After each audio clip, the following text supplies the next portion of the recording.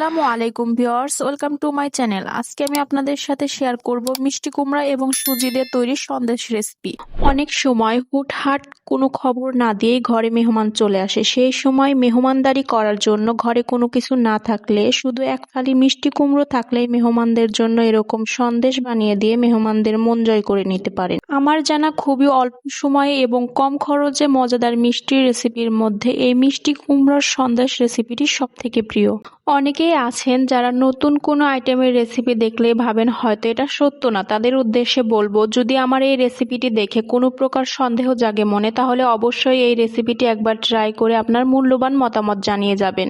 আশা করি আজকের রেসিপিটি সকলের কাছেই ভালো লাগবে। যাদের কাছে ভালো লাগবে না তাদের বলবো না, কিন্তু যাদের কাছে আমার এই রেসিপিটি ভালো লাগবে তাদের কাছে একটি রিকোয়েস্ট, আমার ভিডিওতে একটি লাইক দিয়ে কমেন্ট করে আপনার মূল্যবান মতামতটি জানিয়ে যাবেন। আর আমার পরবর্তী ভিডিও পেতে চাইলে আমার চ্যানেলটিকে সাবস্ক্রাইব করে পাশে থাকা বেল আইকনে ক্লিক করে দিয়ে যাবেন। তো বেশি কথা না বাড়িয়ে চলুন রেসিপিতে যাওয়া যাক।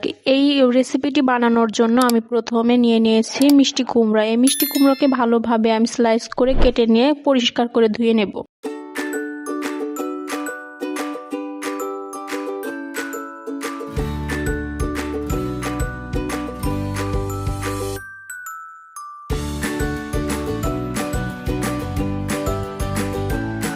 মিষ্টি কুমড়ো ভালোভাবে স্লাইস করে কেটে নিয়েছি। এবার একটি কড়াইয়ের মধ্যে দিয়ে 2 কাপ পানি দিয়ে দিয়েছি। এবার একটি ঢাকনা দিয়ে ঢেকে ভালোভাবে সিদ্ধ করে নেব। এবার আমি ঢাকনাটা তুলে নিয়ে দেখে নিচ্ছি সিদ্ধ হয়েছে। মিষ্টি কুমড়োগুলো ভালোভাবে সিদ্ধ করতে হবে, যেন হাত দিয়ে ম্যাশ করার সাথে সাথে ম্যাশ হয়ে যায়। আমার মিষ্টি কুমড়ো ভালোভাবে সিদ্ধ হয়নি। আমি আবারও ঢাকনা দিয়ে ঢেকে রেখে দিচ্ছি কিছু সময়ের জন্য। কিছু সময়ের পরে আবারও আমি ঢাকনা তুলে দিচ্ছি। ভালোভাবে এখন মিষ্টি কুমড়োগুলো সিদ্ধ হয়েছে। এবার আমি একটি ছাঁকনির সাহায্যে একটি ছাঁকনিতে তুলে নেব। ছাঁকনিতে তুলে নিয়ে ভালোভাবে ম্যাশ করে নেব।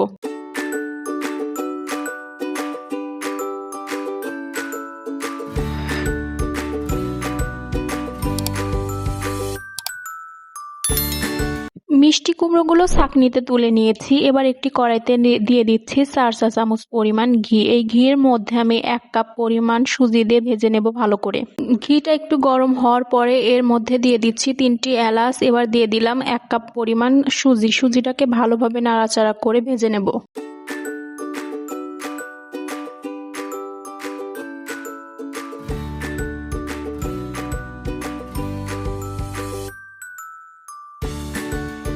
সুজিগুলো ভালোভাবে ভাজা হলে এর মধ্যে দিয়ে দিচ্ছি মিষ্টি কুমড়োগুলো। মিষ্টি কুমড়ো তুলে নিয়ে ভালোভাবে ম্যাশ করে নিয়েছিলাম। এবার মিষ্টি কুমড়ো এবং সুজি ভালোভাবে নাড়াচাড়া করে মিশিয়ে নেব। মিষ্টি লাউ এবং সুজির মিশ্রণ ভালোভাবে মিশিয়ে নিয়েছি। এবার একটু ফুড কালার দিয়ে দিলাম। ফুড কালারটা দেওয়ার কারণে কিন্তু স্বাদে কোনো প্রকার হেরফের হয় না। এটা শুধু চোখের সৌন্দর্যের জন্য ফুড কালারটা দেওয়া। যারা বাসায় খাওয়ার জন্য বানাবেন তারা ফুড কালার না দিলেও চলবে। মেহমান আসলে একটু ফুড কালার দিলে দেখতে ভালো লাগে, মেহমানদের চোখে ভালো লাগে দেখতে, সেজন্য ফুড কালারটা দেওয়া। ফুড কালার দিয়ে মিশিয়ে নেওয়ার পরে এর মধ্যে দিয়ে দিলাম 1/4 কাপ পরিমাণ গুঁড়ো দুধ। এবার গুঁড়ো দুধটাকে ভালোভাবে মেশানোর জন্য দিয়ে দিয়েছি অল্প পরিমাণে গরুর লিকুইড দুধ। আবারও সবগুলো উপকরণ এখন ভালোভাবে মিশিয়ে নেব।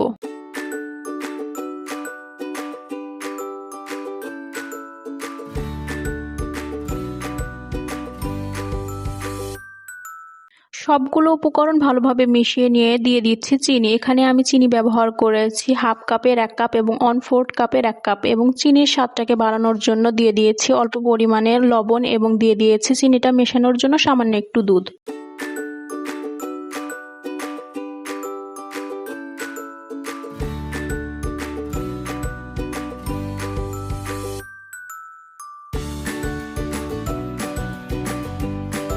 দুধ এবং চিনির মিশ্রণটা ভালোভাবে মিশিয়ে নিয়ে এর মধ্যে দিয়ে দিয়েছি মিষ্টি লাউয়ের ভিতর থেকে বের হওয়া সিডসগুলো। সিডসের উপর থেকে শক্ত খোসাগুলো ফেলে দিয়ে ভিতরের অংশগুলো দিয়ে দিয়েছি এবং দিয়ে দিয়েছি অল্প পরিমাণে সাদা তিল।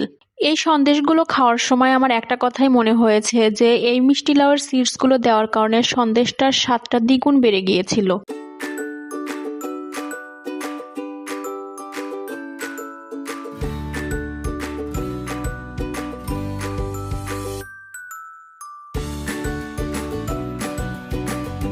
মিষ্টি লাউয়ের সিডস এবং তেল দেওয়ার পরে ভালোভাবে নাড়াচাড়া করে মিশিয়ে নিয়ে এর মধ্যে দিয়ে দিলাম আবারও 2 চা চামচ পরিমাণ ঘি দিয়ে আবারও ভালোভাবে মিশিয়ে নিয়ে একটি প্লেটে ঢেলে নেব।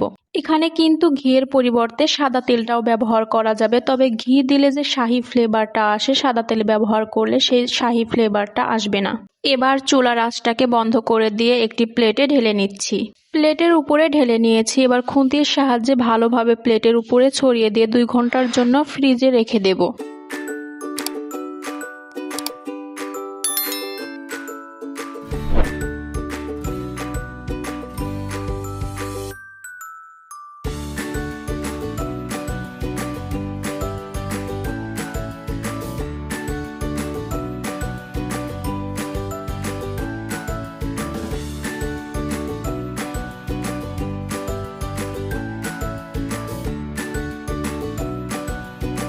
দু ঘন্টা পরে ফ্রিজ থেকে বের করে নিয়ে একটি চাকুর সাহায্যে পিস পিস করে কেটে নিচ্ছি।